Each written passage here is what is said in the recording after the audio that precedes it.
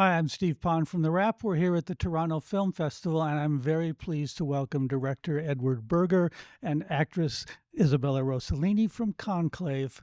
Um, Welcome and congratulations on a beautiful and powerful film. Um, Thank you very much.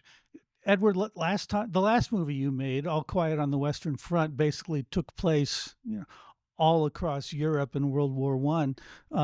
This one pretty much takes place in like two rooms.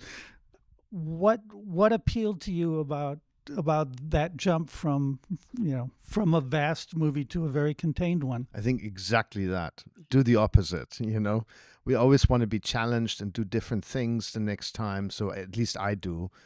And I definitely didn't want to go to the mud again. And I kind of, if you think we went to the freezing cold for the first movie, I thought I owe my crew a nice location and go to Rome with them. So we spent the winter in Rome, which was lovely. It's literally the best place to shoot in.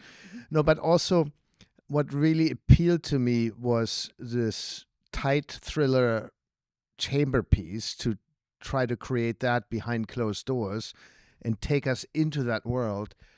And secondly, the internal journey that the main character goes through, Rafe, in his conversations with Isabella, with John Lithgow, with Stanley Tucci, with all the other actors, with Lucien Massamati or Carlos Diaz. He goes from a journey of being a manager full of doubt about his own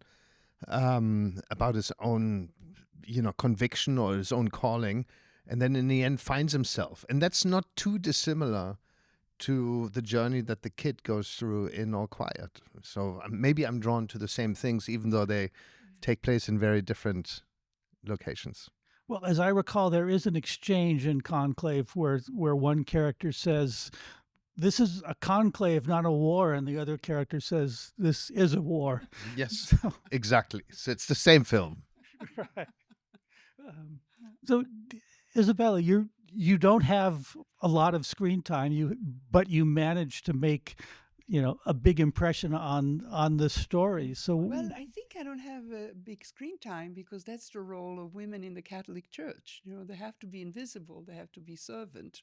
So I remember the first day I shot with Edward, and I thought, Edward is like a painter. We shot the scene where the cardinals arrive and then the nuns arrive. They all congregate at the Vatican to start the conclave. And the cardinal are dressed in red and we were dressed in blue, and the camera was above shooting us in a courtyard.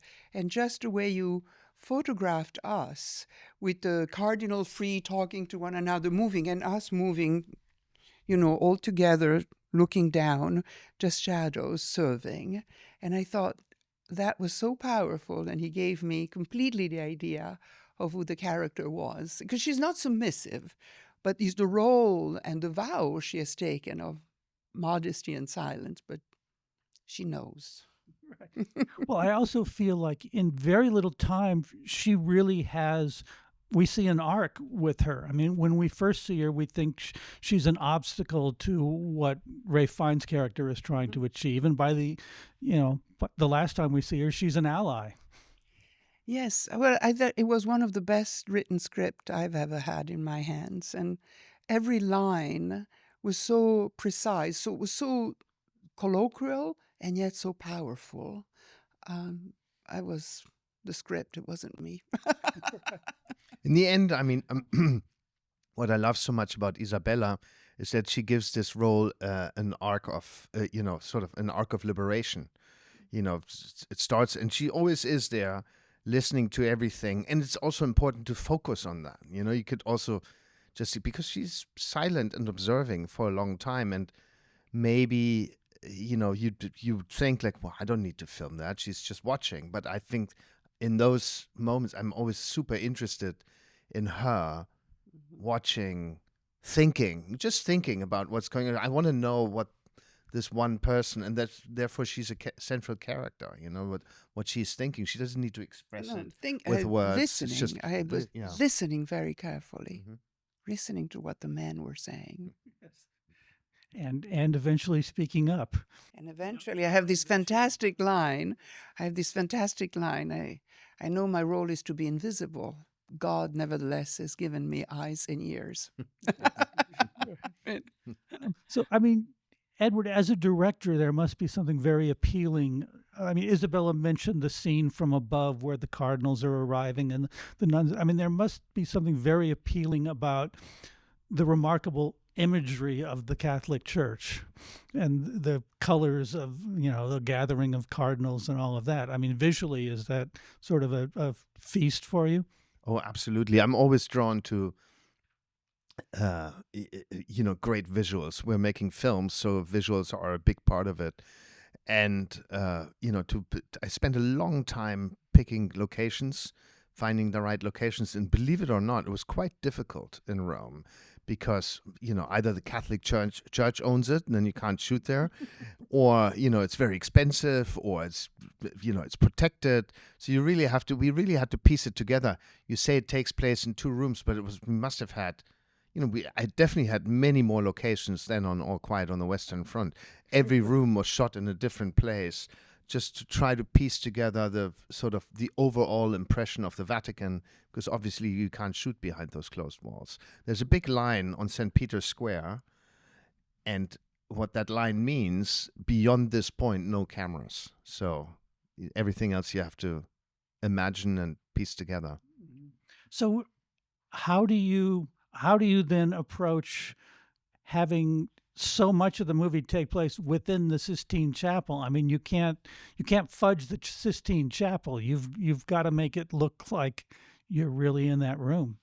Well, luckily you have the best painters in the world in Italy, the best scenic painters. We shot in Cinecittà, which is, you get there. I mean, you've probably walked those streets since you were a kid.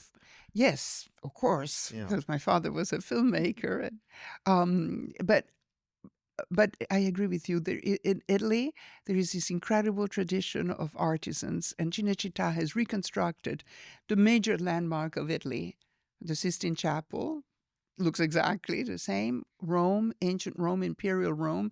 I said to my friends, they go as tourists to Rome. I said, sometimes just take a tour in Cinecittà because it is extraordinary, especially the Roman Empire, because otherwise you just see stones and ruins.